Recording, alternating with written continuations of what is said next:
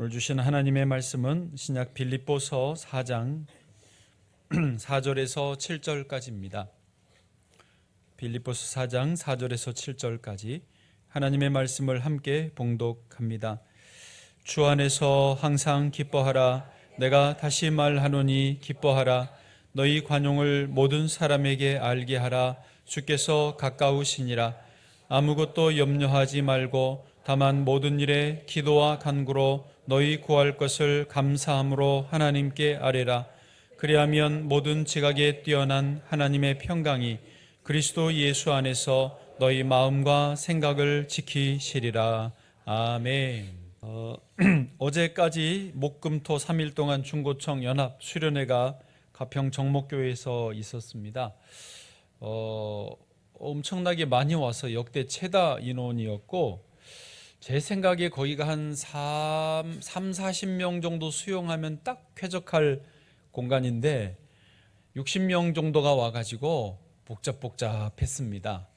네. 그리고 우리 회장님이 차량이 한 10대 이상 이동하니까 너무 힘들다고 내년에는 버스를 해달라고 그래서 제가 약속을 했습니다. 네. 할렐루야. 도장 찍고 사진까지 인증샷을 남겼습니다. 어쨌든 하나님의 크신 은혜가 있었고, 또 둘째 날 밤에 기도할 때에 기도회를 충분히 하면서 각자가 주님의 음성을 듣는 시간들을 가졌습니다. 학생들 중에 또 청년들 중에 울면서 기도하고, 그래서 제가 끝나고 그 다음 날까지 물어봤습니다. 하나님이 뭐라고 그러시더냐. 그 질문을 받고 황당해 하더라고요. 대놓고 물어보니까. 그런데 직접적으로 무슨 말씀은 없었을지라도 뭔가 감동이 있고, 또 그 중에는 몇 사람은 그 들린 음성이 있었고 또 감동이 있었고 그걸 표현할 줄도 하기도 하더라고요. 학생들도 청년들도 다 큰 은혜가 있었습니다. 기도해 주셔서 감사하고요.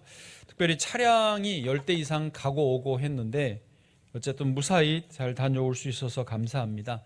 다만 우리 지휘자 최석한 집사님이 어제 봉고차로 실로 아침에 그 가평으로 들어오는데 계산이 좀 잘못됐어요.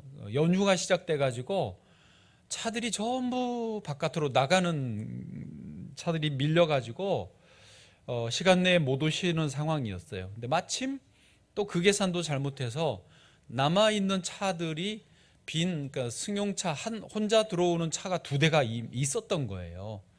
그래서 그러면 이 차 타고 우리 나가면 될 테니까 최 집사님은 계신 곳에서 돌아가시라고 그래가지고 2시간 넘게 왔다가 빈 차로 돌아왔습니다. 이 시간을 빌어서 대단히 고맙고 죄송하게 생각하고, 네, 다 그래도 하나님 앞에 이미 드려진 바 된 봉사인 줄로 믿습니다. 어쨌든 이런저런 일들이 있었지만은 아무도 다치지 않고 감사하게 은혜 중에 잘 다녀왔고요. 어제 정말로 돌아오는 길에 보니까 서울에서 동해 쪽으로 나가는 차들이 참 많더라고요.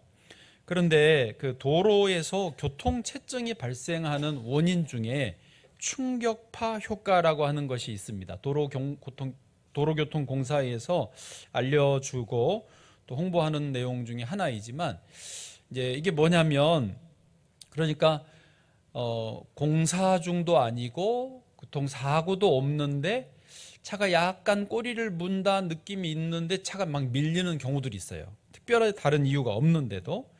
그 원인이 이 충격파 효과라고 하는 건데, 한마디로 말하면 그겁니다. 차를 운전할 때 운전자가 운전하는 일 외에 다른 것을 할 때, 다른 행위를 할 때, 예를 들면 커피를 마신다든가 아니면 스마트폰을 운전 중에 본다든가 또 옆 사람과 너무 깊이 대화를 계속한다든가 하면 자기도 모르는 사이에 운전에 집중이 안 되고 불필요하게 브레이크를 밟고 속도를 못 내주고 또 공연히 차가 좌우로 흔들리는 모습을 보인다는 거죠. 그러면 사실 별일이 아니잖아요. 아주 사소한 행동인데 뒤에 차는 그것을 보고 앞차가 속도를 줄이네? 자기도 모르게 브레이크를 앞에 속도 줄임보다 더 많이 줄인다는 거죠. 어쩔 수 없이. 그러면 그 뒤차는 더 많이 계속 브레이크를 밟게 되고, 또 그 와중에 빠르신 분들은 옆에 잘 나가는 차선으로 차선 변경을 시도하는 거죠. 그러면서 일종의 정체가 발생을 하는 겁니다. 그래서 길게 이게 늘어지면은 앞에 무슨 공사하나 사고 났나 했을 정도로 정체가 이루어진다는 거죠. 그것을 한마디로 충격파 효과, 간단하게 충격을 살짝 쇼크 웨이브 이펙트라고, 살짝 충격을 줬는데 도로 전체가 밀리는 그런 현상, 병목 현상이 일어나는 것을 충격파 효과라고 합니다. 그래서 제발 운전할 때는 딴 생각하지 말고 운전하는 일에 집중하라. 그것이 내 차량도 안전하고 다른 차도 안전할 수 있다는 것입니다. 이것을 우리 그리스도인들에게로 적용을 좀 해보면, 우리 그리스도인들은 믿음의 길을 가는 사람들이지 않습니까? 믿음의 길을 가면서 의심하지 말고, 염려하지 말고, 시험 들지 말고 믿음의 길을 잘 가시기를 바랍니다. 다 이렇게 믿음의 길을 가는데 누군가가 염려에 빠지고 시험에 빠지면 그 충격파로 나도 힘들지만 옆에 사람도 힘들게 한다라는 것입니다. 따라해 보세요. 믿음의 길을 잘 갑시다. 아멘.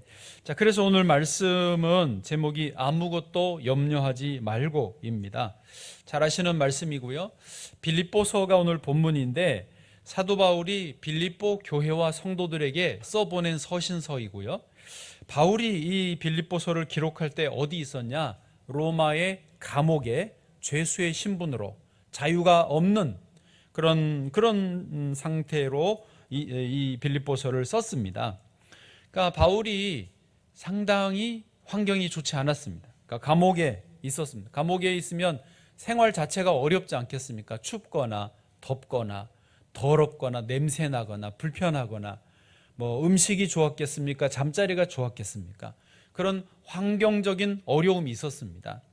그리고 또 하나, 대인관계에서 바울이 특별히 잘못한 게 없는데 바울이 감옥에 있다는 이유로 바울을 시기질투하는 사람들이 계속 비난하고 공격하고 조롱을 했습니다.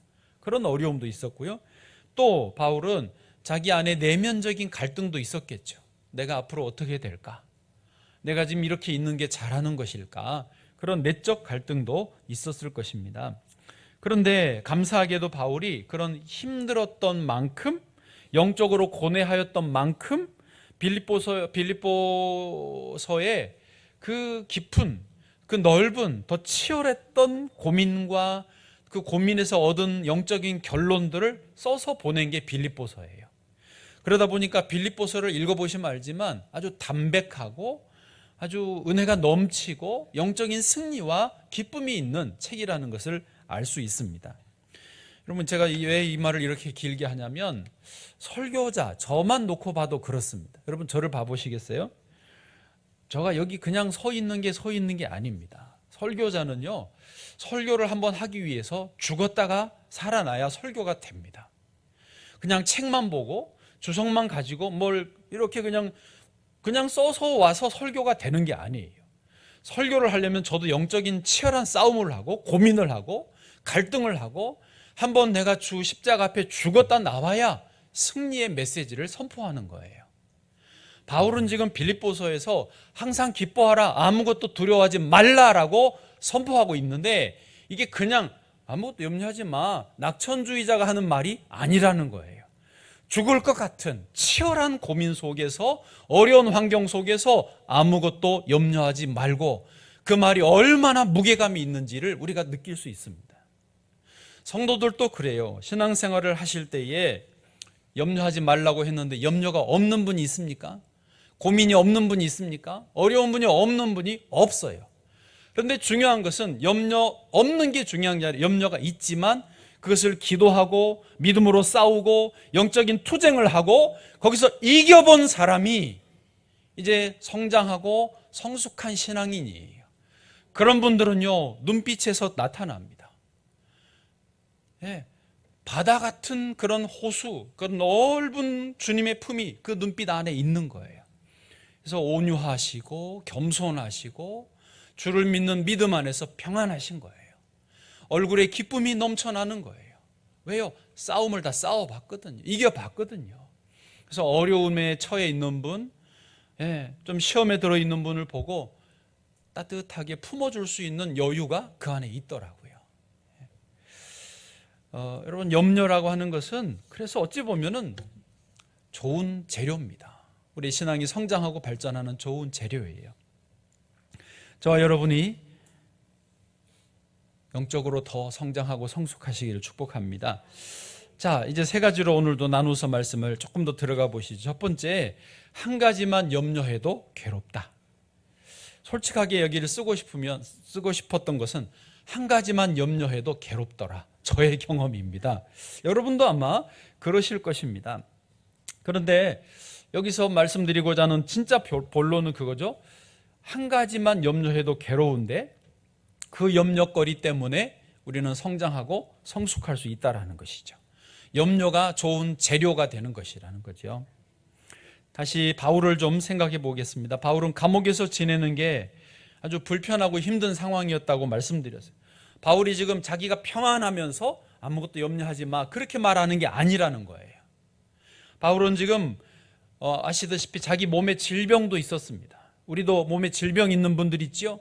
육체의 가시라고 하는 간질병으로 알려진 질병이 있었습니다. 그게 얼마나 괴롭습니까? 그때는 약도 없어서 발작을 하기도 했습니다. 또 바울은 아까 말한 대로 자기를 시기하고 질투하고 비난, 조롱하는 공격자들이 있었습니다. 계속 바울을 괴롭히는 거예요. 또 바울이 세계에 개척한 교회들이 도시마다 있는데 그 교회들이 잘 가면 얼마나 행복합니까? 목회자는 그렇거든요. 근데 교회들이 싸우는 거예요. 분열되는 거예요. 지도자들끼리 싸우고 이단이 들어와서 교인들을 막 시험 들게 하는 것입니다. 그 소식을 들으면 마음이 편치 않습니다. 또 자기 앞날도 내가 앞으로 살지 죽을지 어떻게 살지 알 길이 없습니다. 실제로는 바울이 몇 년 뒤에 절두, 목이 잘려서 순교당하게 됩니다만은 어쨌든 이렇게 염려한다면 염려 속에밖에 없는, 염려 속에만 있을 수밖에 없었던 바울인데 지금 아무것도 염려하지 말고라고 말하고 있습니다. 제가 해보니까요, 하나 때문에 괴롭더라고요. 사실은 한 가지만 염려해도 괴로워요. 염려라는 단어, 여기 헬라어로 메림나오라는 단어가 쓰여져 있는데요, 이 말의 뜻은 나누다, 분리시키다, 그 말의 뜻입니다. 그러니까 염려는 뭐냐면 그 걱정거리 때문에 내 마음이 나누어지다, 내 마음이 천갈래 만갈래로 갈라지다, 그 뜻입니다. 그러니까 사실은 한 가지만 염려가 돼도 마음이 갈라져서 괴로운 거예요. 여러분, 지금 혹시 마음이 불편하시고 염려가 있는 분 있죠? 잘 따지고 들어가 보면요, 그게 하나 때문이에요. 하나 때문에. 실제로 미국의 그 정신과 의사 조지 윌튼 박사가 연구해서 내놓은, 우리도 들어보셨을 법한 그 통계가 있습니다. 우리가 염려 걱정하는 가운데 40%는 현실적으로 절대 안 일어날 일을 염려하고 있대요. 40%는. 그리고 30%는, 그러니까 40% 빼고 30%는 이미 일어난 일이래요. 그러니까 어떤 상황이 좀 안 좋아진 거, 이미 안 좋아진 거를 계속 마음에 담고 계속 염려하고 있다라는 거죠. 그럼 70% 끝났죠? 그 다음에 나머지 30% 중에 22%는 아주 사소한 것, 아주 사소한 것. 오늘 밥이 설익으면 어떡하지? 국이 짜면 어떡하지? 뭐 그런 거. 김치가 매우면 어떡하지? 뭐 이런, 중요한가요? 어쨌든 그런 좀 사소한 걱정거리로 22%라는 거예요. 그러면 실제로 우리가 걱정, 염려할 만한 것은 8%밖에 안 남습니다. 그런데 8% 중에서도 절반은 우리가 염려하고 걱정해도 소용이 없는 거. 해봐야 반영이 전혀 안 될 거가 절반이래요. 나머지 실제로 고작 신경 쓰면은 조금 좋아질 게 4%래요. 4%. 그러니까 저도 이거를 보고 저 스스로를 좀 이렇게 돌아봤습니다. 요즘에 염려가 얼마나 많은지 모르겠어요. 아니, 왜 그러는가? 염려를 꼬리를 물고 또 염려가 정말 너무 충만해요. 그래서 왜 이렇게 내가 염려로 눌리지? 하고 엎드려서 기도해 봤어요. 그리고 내가 뭐가 진짜 문제지 하고 점검을 해보면, 그랬더니 별거 아니야. 그리고 내 힘으로 할 수 있는 게 아닌 게 이게 통계가 맞더라고요. 그리고 진짜 요거는 내가 신경 써야 되는 거구나. 그거는 기도해야 되겠더라고요. 그러고는 요즘에 자유합니다. 할렐루야. 솔직히 바울이 그렇게 아무것도 염려하지 말고라고 할 수 있는 어떤 그 말이 그냥 나온 게 아니라고 그랬잖아요. 저도 경험해 보니까 이게 그런 거구나 깨닫게 되는 것입니다. 그런데 우리 중에는, 사람들 중에는 아예 체질적으로 염려가 습관이 되신 분들도 있습니다. 어떤 분은 이거를 늘 염려해요. 그러다가 이 문제가 끝날 때쯤에는 다른 걸 얼른 옮겨 타서 또 이거를 염려하고 살아요. 염려 없으면 내가 사는 게 아닌 것 같은 거예요. 그리고 이게 끝날 때쯤에 또 얼른 갈아타서 다른 걸 염려하는 거예요. 왜 그렇게 살아요? 그러지 마세요. 그거 하나 맡기시고 4%, 또 요거 하나 맡기시고, 그러면서 주님 안에서 자유하시기를 바랍니다. 염려의 끝판왕은 기우라는 말입니다. 기우 아시죠? 일어나지도 않을 일을 가지고 계속 근심하며 사는 게 기우입니다. 기나라에 한 사람이 있었는데요, 하늘이 무너지고 땅이 꺼지면 몸둘 곳이 없을까 봐 걱정하면서 사는 말, 그게 기우입니다. 그 배경은 조금 더 들어가 보면 이렇습니다. 기나라가 있었어요. 중국이 아주 작은 나라인데 당시에 주나라가 통치를 했습니다. 주나라 황제가 아들들에게, 사촌 조카들에게 땅을 다 나누어 주면서 다스리라. 너무 땅이 넓으니까 다스리겠습니다. 그런데 기나라는 너무 작고 외진 곳에 있으니까 따로 왕을 안 보낸 거예요. 그래서 기나라에 자연스럽게 그냥 여기저기서 떠돌던 사람들이 모여서 살게 되었다는 것이죠. 그런데 이제 기나라의 사람들이 살면서 늘 서름과 천대를 받으면서도 진짜 걱정이 있었습니다. 그건 뭐냐면 주 황제와 각각의 이제 왕들이 있는데 자기 나라에는 왕이 없으니까 주변에 있는 다른 나라에서 이 기나라를 공격해 오지 않을까. 어디서 어느 나라가 우리를 올지 모른다는 거예요. 그게 이제 기나라 사람들이 걱정이 된 거죠. 거기서부터 기우가 생긴 거예요. 그래서 기나라 사람들은 염려가 하나의 습관이 되었다. 말은 그럴싸하지 않습니까? 어쨌든 이렇게 기우까지 하면서 사는 사람, 우리는 그러면 안 되겠습니다. 하나님이 우리에게 주신 습관은 기우가 아닙니다. 하나님이 우리에게 주신 습관은 기쁨이에요. 기쁨. 자, 두 번째로 넘어가 보시죠. 한 가지만 염려해도 괴로운데, 그래서 두 번째는 전 존재를 맡겨라.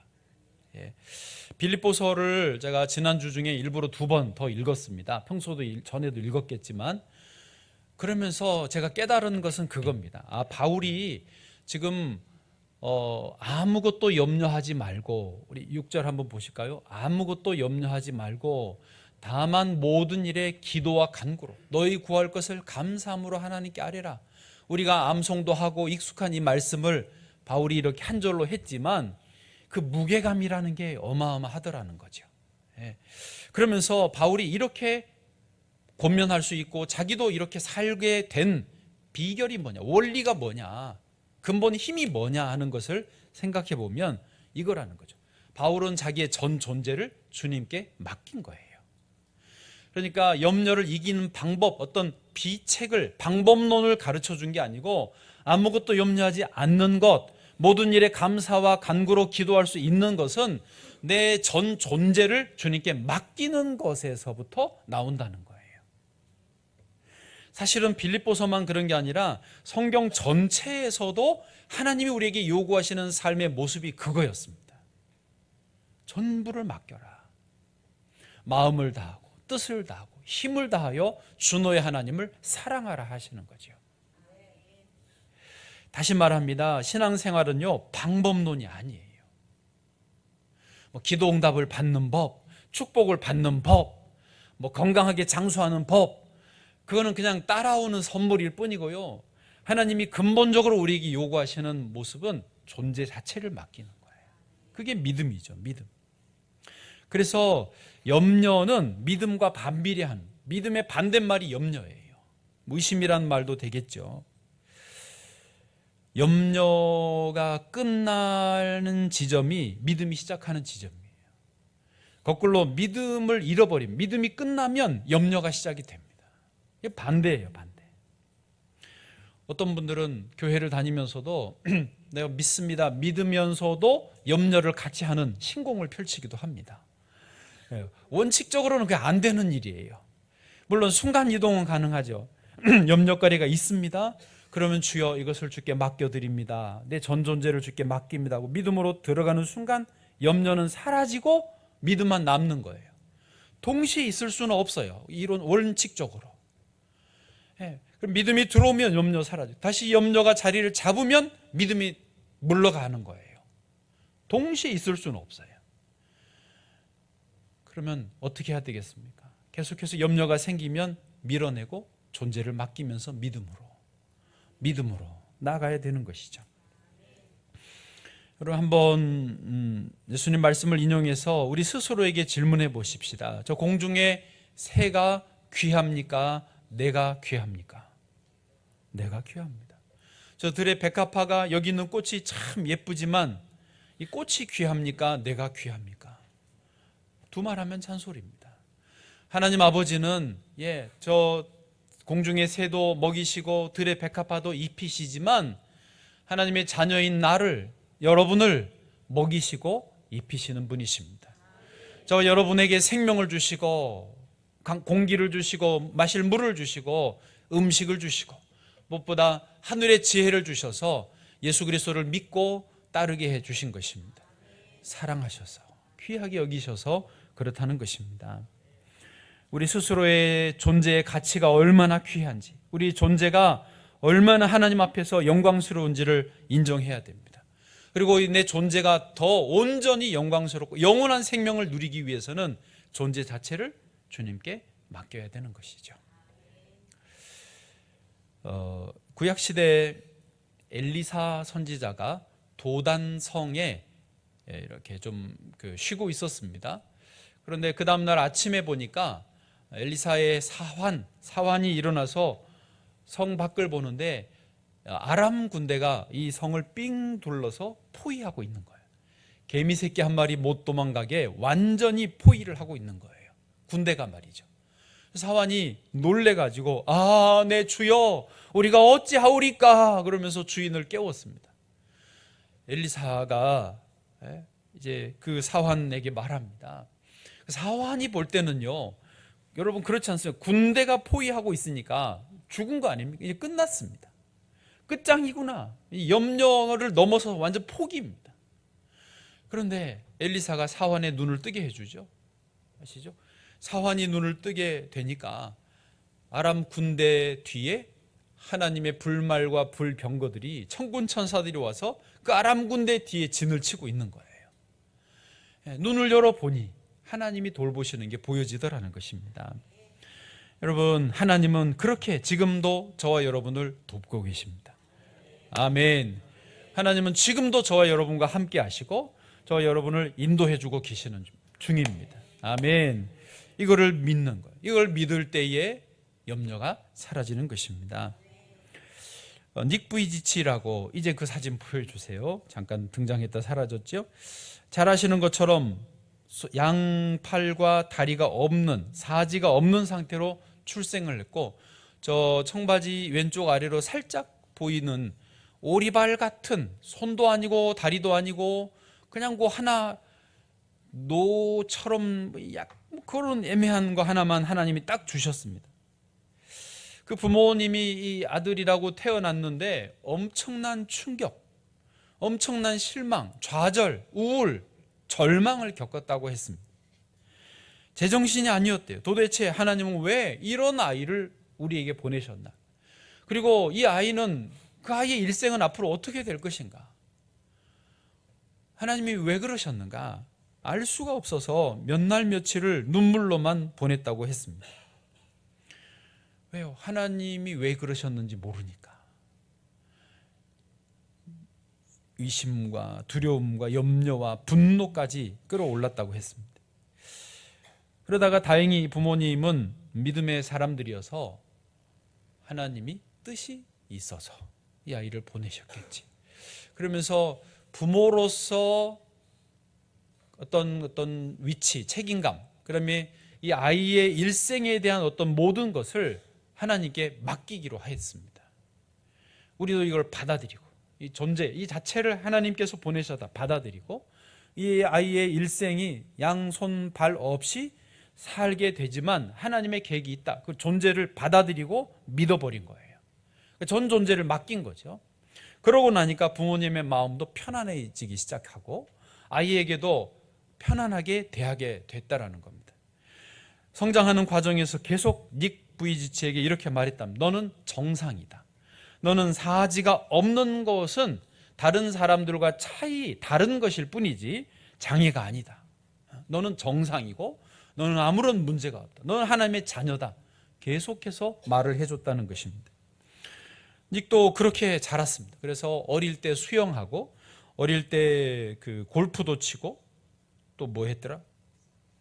스케이트도 타고 스케이트 탔어요? 네? 스케이트보드. 네, 스케이트보드 타고 낚시도 하고 그랬습니다. 그리고 책을 썼습니다. 물론 이제 책을 쓸 정도면은 학교에 다닐 때 왕따를 당하고 뭐 애들한테 조롱을 당하고 그래서 자살도 시도하다가 결국은 자기가 부모님이 대해준 태도, 너는 하나님의 자녀고 너는 정상이고 다를 뿐이다. 하나님이 너를 사랑하셔서 이렇게 보내셨다. 너는 하나님의 자녀다. 그런 말이 자기 안에 자리를 잡으니까 이 모든 문제를 이겨내는 거예요. 그리고 본인도 이겨내서 책을 쓰는 거예요. 그런 내용이 있어야 책이 읽히는 거지. 예, 책이라는 게 그렇잖아요. 그리고 세계를 다니면서 동기부여를 시켜주는 희망 강사로 다니고 있습니다.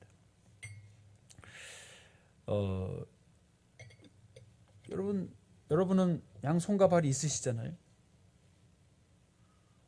네? 여러분은 아주 작은 그 한 가지 때문에 괴로워하는 경우들이 많습니다. 우리가. 그러나 양손과 발이 없어도 아니 돈이 없고 다른 뭐가 없어도 전 존재를 주님께 맡겨버리는 순간 그는 자유하게 됩니다. 그는 기뻐하게 되고 그는 감사하게 되는 것입니다. 그래서 마지막 세 번째가요, 주 안에서 항상 기뻐하고 감사하라는 말씀입니다. 다시 말하지만 사도 바울이 빌립보서에서도 반복해서 주 안에서 항상 기뻐하라, 내가 다시 말하노니 기뻐하라라고 합니다. 4절에 보시면 그렇게 돼 있죠. 또 우리가 아는데 데살로니가 전서에서도 항상 기뻐하라, 쉬지 말고 기도하라, 범사에 감사하라, 이런 말씀을 여러 곳에서 반복하고 있습니다. 바울은 도대체 어떻게 항상 기뻐하라고 말할 수 있는가? 바울은 항상 기뻐하는가? 라고 우리가 물어볼 수 있는데요, 바울은 그렇다라고 대답합니다. 왜냐? 나는 나의 전 존재를 살든지 죽든지 팔이 있든지 없든지 감옥 안에 있든지 밖에 있든지 나의 모든 존재를 하나님께 맡겼다. 예수 그리스도 안에 나를 드렸다. 그러므로 나는 항상 기쁘다는 거예요. 그러므로 나는 항상 감사하다는 거예요. 그리고 그렇게 나처럼 너희들도 살아라. 내가 주님을 따르듯이 당신들도 나를 따르라 라고 말하는 겁니다. 이거는 그냥 처세술 권면이 아닙니다. 이건 존재가 달라질 때 나오는 희열이고 자연스럽게 터져 나오는 용출수 같은 그런 주님이 주신 기쁨이고 감사인 것입니다. 예수 그리스도 안에 있으면 내 모든 죄가 씻겨지고 모든 저주가 물러가고 모든 어둠의 그림자가 먹구름이 다 바람에 휩쓸려 가버리고 맑은 봄하늘 가을 하늘처럼 생명수가 내게 공급되는 그 경험을 하는 것입니다. 기뻐하지 않을 수 없죠. 감사하지 않을 수 없는 것입니다. 바울은 지금 그것을 말하고 있습니다. 바울도 다시 말하지만 고난을 겪었습니다. 영적인 투쟁을 겪었습니다. 그 투쟁 속에서 생명이 끊어질 것 같은 해산의 진통을 겪고 난 후에 생명 탄생의 감격을 맛보듯이 죽을 것 같은 영적 투쟁 이후에 더 깊고 더 오묘하고 신앙생활의 그 감격을 비법을 터득하였던 것입니다. 그 환희와 확신과 신앙의 비법을 빌립보 성도들에게 나누어 주면서 당신들도 나처럼 주 안에서 기뻐하세요. 당신들도 나처럼 주 안에서 범사에 감사하세요 라고 말해주고 있는 것입니다. 빌립보서 3장 17절 한번 같이 읽어보실까요? 시작. 형제들아 너희는 함께 나를 본받으라. 그리고 너희가 우리를 본받은 것처럼 그와 같이 행하는 자들을 눈여겨보라. 아멘. 너희는 함께 나를 본받으라는 거예요. 내가 이렇게 하니 너무 좋다는 거예요. 그리고 너희가 우리를 본받은 것처럼 또 너희를 본받는 사람들을 찾아서 격려해 줘라. 그런 의미가 되겠죠. 제가 제 이야기 잠깐 아까 했지만 저도 뭐 이제 목회도 그렇고 또 교회 건축도 해야 되고 조합 일도 보다 보니까 뭐 신경 쓸 일이 많더라고요. 뭐 다뤄야 되는 돈 단위도 몇백억이에요 최소. 이거 빵꾸 나면 어떡하지? 누가 메꾸지? 이런 어떻게 메꾸지? 뭐 이런 쓸데없는 걱정까지 염려거리까지 막 있습니다. 그래서 아까 말한 대로 염려가 막 저를 누르더라고요. 그러면서 내가 이렇게 스트레스 받으면 안 되는데, 그런데 한편으로 그 고백이었어요.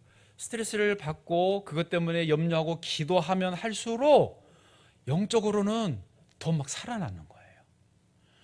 할렐루야. 그래서 고민 안 하면 좋은데 고민 때문에 기도하니까 영적으로는 더 좋아지더라고요. 또 생각해 보니 성도들도 사실은 사회생활 하면서 이 스트레스를 다 받고 살 텐데 저만 교회 안에서 아이고 좋다 이렇게 지내는 것도 죄송했어요. 이렇게 다 힘드시겠구나. 이런 고민들이 다 있겠구나.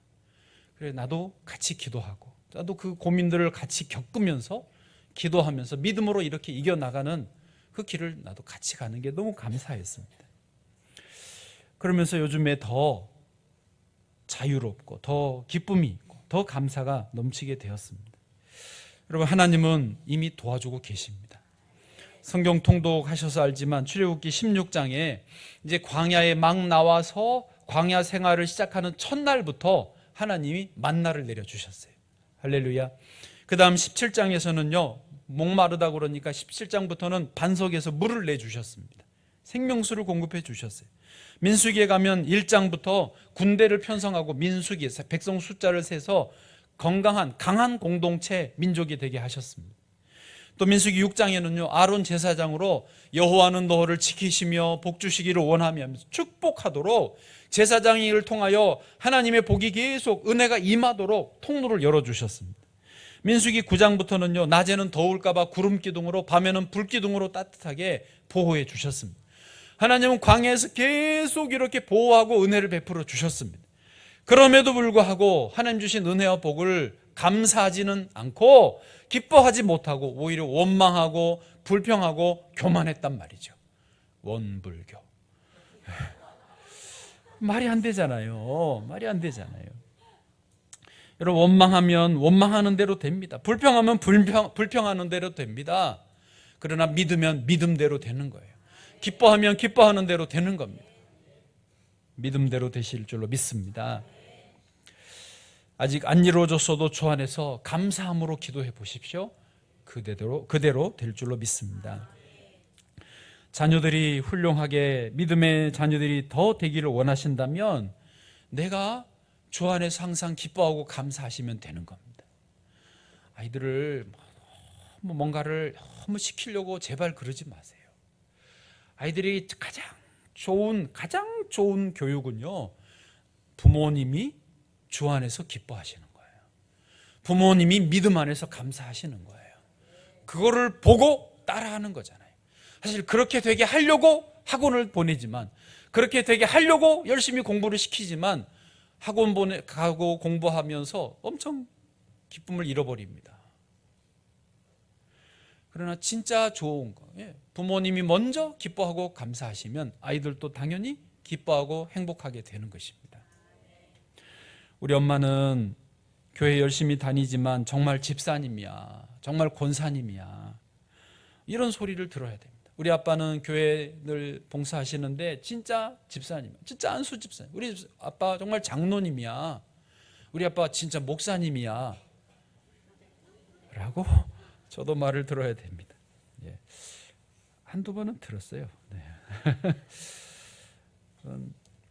다윗이 사울 왕 앞에서 이렇게 고백합니다. 사무엘상 17장 37절입니다. 같이 읽어보실까요? 시작. 여호와께서 나를 사자의 발톱과 곰의 발톱에서 건져내셨은즉 나를 이 블레셋 사람의 손에서도 건져내시리이다. 아멘.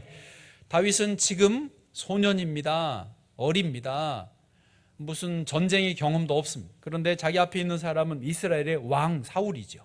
그런데 이 작은 소년이 왕 앞에서 뭐라고 합니까? 여호와께서 나를 사자의 발톱과 곰의 발톱에서 건져내셨습니다.